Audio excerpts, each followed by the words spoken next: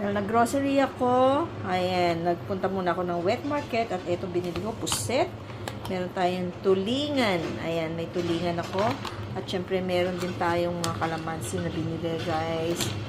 Ayan, at ito ang supo. At meron din isda. Ayan. May pampano, tsaka galunggong.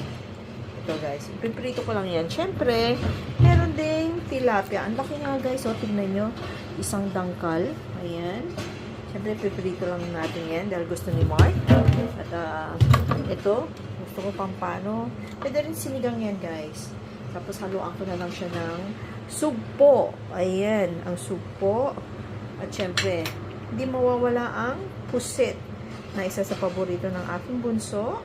At siyempre, ito, paksiw na tulingan. Ayan, o pinangat na tulingan. Ayan.